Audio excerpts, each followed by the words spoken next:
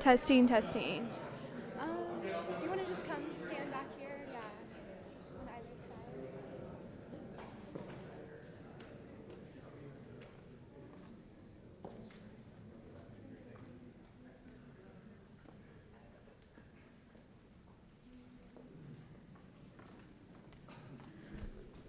Hi, good morning, everyone. Thank you so much for being here today. My name is Maddie Madrazo. I work in Mayor Johnson's office, and we are thrilled that you are here with us for an exciting Greening Czar funding announcement. And with no further ado, I will turn it over to Dallas's 60th Mayor, Eric Johnson.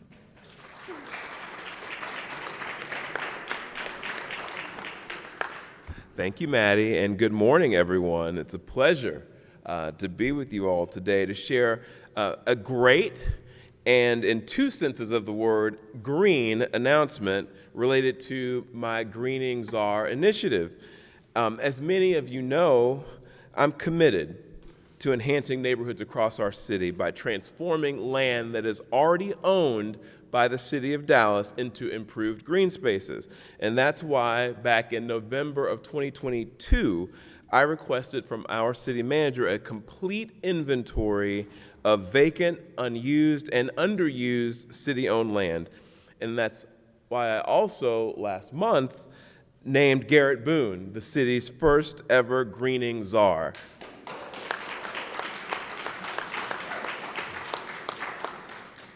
I selected Garrett for this very important role because of his passion for green spaces. And I requested that he bring the right stakeholders to the table to evaluate the inventory provided by the city manager and to determine the highest and best uses of all of the available parcels of city-owned land in the city of Dallas, be it transformation into a playground or a sports court or a pocket prairie or a community garden or even a traditional park. Since his appointment on April 25th, Garrett has met with Robert Kent with Trust for Public Land and leaders from the Dallas Park and Recreation Department to review the inventory and initiate the development of a transparent site selection process, one that includes clear selection criteria and robust community engagement. Once finalized by Garrett and his team, that proposed process will be shared with the Dallas Park and Recreation Board for their review and for their approval. To support and hopefully accelerate the advancement of Garrett's work, this morning I directed the Dallas City Manager to allocate $1.25 million of my discretionary American Rescue Plan Act funds to the Dallas Park and Recreation Department to fund eligible costs associated with my Greening Czar initiative. So that's right, $1.25 million. And as I emphasize often when I'm talking with my colleagues on the Dallas City Council during budget season, it's very easy to speak in generalizations about our priorities here at the city. But until we decide to actually back these priorities with funding, they're really just hollow commitments. So when I say, and you've heard me say many times, that I believe that parks are to be considered critical infrastructure in a 21st century city, I actually mean that. Dallas loves its parks, and it's become a national model for excellence in developing innovative green spaces. And I truly believe that now is the time to take that commitment to the next level and take our efforts to make Dallas greener and greater to another level. And I hope that this funding contribution of $1.25 million will serve as a catalyst, Garrett, to achieve meaningful results very soon.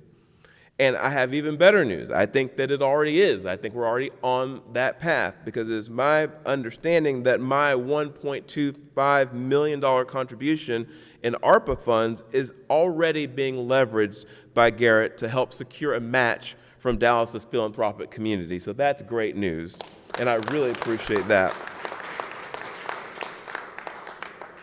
This initiative is so important because every Dallas resident should have access to parks and trails and other types of green spaces. And according to our friends at Trust for Public Land, unfortunately, more than a quarter of Dallas residents still do not live within a 10-minute walk of a park. And that's why I have stated explicitly that it is our goal in this city to become the city with the highest level of park access in the entire state of Texas. That's the goal. So I'm pleased to say that we're already making progress towards achieving this goal, and I believe that Garrett's leadership and this $1.25 million contribution is going to help increase the momentum that already exists. So I want to say thank you to Garrett, of course, to Robert Kent, to the entire Dallas Park and Recreation team, to our Dallas Park and Recreation Board, and I see several members of the board here with us today, both up here and in the audience. And of course, to all of our partners who are fierce advocates in this city for developing enhanced green spaces all across Dallas. I am confident, very confident, in fact, that together we will make Dallas greener and greater for all. So thank you all for being here. And with that, I'm going to turn it over to our greening czar, Garrett Boone. Come on, Garrett. The greening czar. I wore my greening czar jacket for you, man. This is the official greening czar jacket. I'm going to get you one. I'm going to take up golf and win the Masters next year and get a Gorilla Green jacket. Mayor Johnson is the most park-friendly mayor I know of in Dallas history. Thank you for that, Mayor. Initiating this program to create parks out of unused city land and providing the initial funding is certainly proof of that. As Mayor Johnson said, I've been worked since my appointment in this new role as Green Czar. I'm kind of getting used to that term. I'm trying to look for really good czar models in history. I haven't found a lot yet, but been meeting multiple times with my partner in this, Robert Kent, and his team from Trust for Public Land and leaders and from the Dallas Park and Recreation Department to review the inventory provided by the city manager of vacant, unused, and underused land. We do recognize the importance of developing a transparent and very comprehensive process so everybody can know how we arrived at decisions, and that is in process right now. When the process is completed, this will be shared with the Dallas Park Board and City Council members, and once approvals have been received, we'll move forward. And this work will include a robust community input effort. Obviously, we want to get input effort from the community members. And also, we will develop a plan to maintain any green spaces developed or enhanced through this initiative. I know I've heard many comments about that concern. I know that concern is out there, and we have to figure a way to do that in the way we design the parks, in the way the community packs we have with the communities themselves to help and participate in them. As Mayor Johnson said, we're seeking a $1.25 million match from the philanthropic community. We're working on that. But in the meantime, the mayor's contribution will allow us to get a quick start to the project, and we're moving forward. And I'm excited to leverage my role to help ensure every community has safe access to a high-quality park within 10 minutes of their home. Robert and I are passionate about this initiative and believe it is possible to achieve Mayor Johnson's lofty goal of Dallas becoming the city with the highest level of park access in the state. I'm very grateful to the partnership with Trust for Public Land, without which we couldn't do this, the Dallas Park and Recreation team, and the Dallas Park Board. Working together, we can make this happen. I'm going to turn it over to Robert Kent.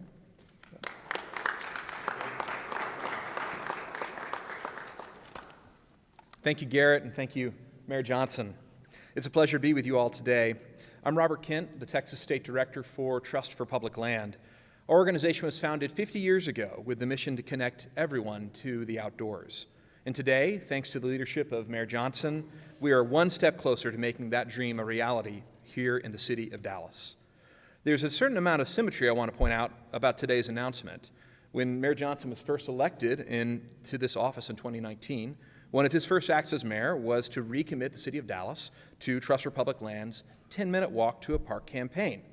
And now, as one of his first acts as mayor since being reelected, he's once again proving his commitment to parks by making this catalytic investment in greening, which will impact countless Dallas residents for generations to come.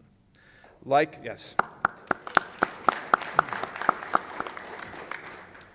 Dallas itself, Mayor Johnson's concept is big, bold, and visionary, and it will take teamwork and partnership to realize it. Our Trust for Public Land team is excited to collaborate with Garrett, City Council, the Park Board, Park Department staff, and city staff to ensure that this money is utilized quickly and effectively. And most importantly, we can't wait to work side by side with residents from across Dallas to create neighborhood green spaces that reflect community priorities and become cherished community assets. Right now, our data analytics team at TPL is combing through the inventory of city-owned properties and prioritizing them based on current access to parks, equity indicators, health disparities, and environmental concerns, such as the presence of urban heat islands. In the coming weeks, we will complete this prioritization and work with council, park board, and staff to select the most viable opportunities from across the city. From there, we'll work with neighbors and communities surrounding these locations to ensure that they want the park and that their vision for what they would like to see in that park is captured and ultimately implemented. We'll draw upon TPL's 50 years of experience with working with communities to help enact their vision of parks and green space. We'll also look for new and innovative ideas for maintaining and stewarding these new parks so that they remain safe, clean, and welcoming places for everyone in our city to enjoy. Again, thank you, Mayor Johnson, for your visionary leadership, and Garrett for your commitment to this vision. Trust for Public Land looks forward to working with you both to bring parks and trails and access for all of Dallas. Thank you.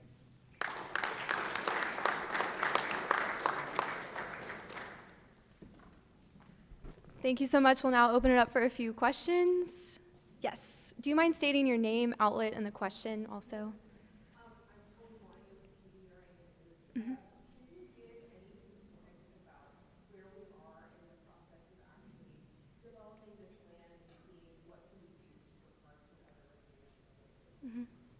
Garrett or Robert? Thank you.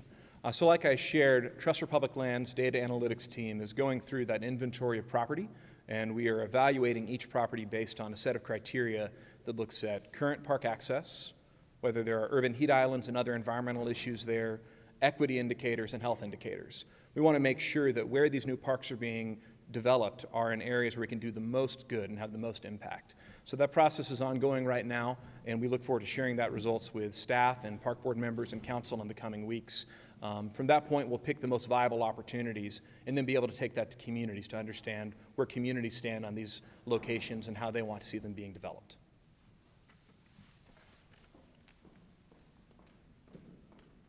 Do I have any more questions?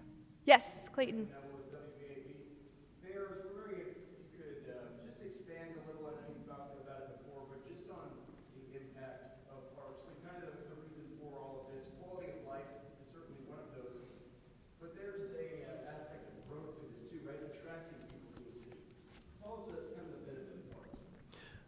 I appreciate that question, actually. I think my passion for parks probably is best described as something I came to honestly in terms of growing up in this city. I was born and raised in Dallas, and I grew up in the part of town where you didn't have, in many cases, a yard at all. I grew up in apartments. You didn't have swimming pools. You didn't have a lot of things that I think some folks take for granted.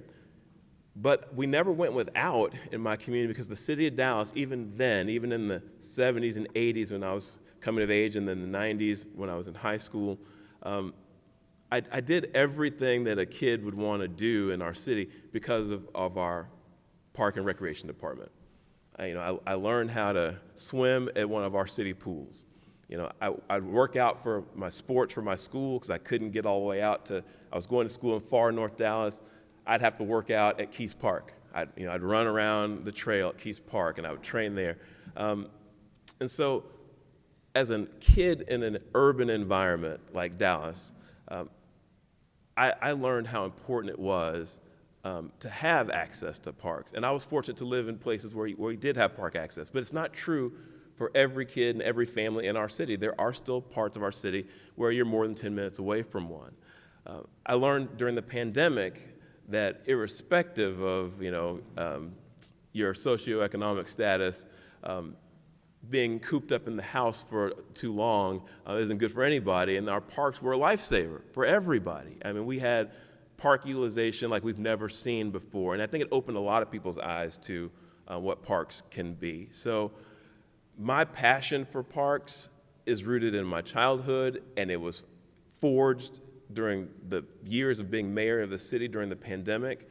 And so it's a real top priority of mine for my second term. I've said it is right there at the top with making sure everybody's taxes are as low as possible and making sure the city is safe as possible. I mean, parks is just part of the future of the city.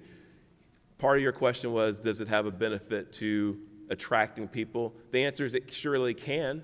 My first priority is for the residents of Dallas to make sure we have the kind of city that folks who live here every day will be proud of and are happy that they made the choice to live here. But we also can have parks that are so transformative, and I've been talking about what I think Harold Simmons Park can be, and what Clyde Warren already is, and what Southern Gateway Park can be, and what Parkdale Lake Park can be, and what the green belt down south can be. These can be actually things that we market our city based on if they're done right. We can actually get people to come to Dallas specifically to enjoy those amenities. And so that's the goal. The goal is to have a park system that our residents use and love, and that people actually will come visit Dallas to come participate and enjoy it. So that's how I feel about that.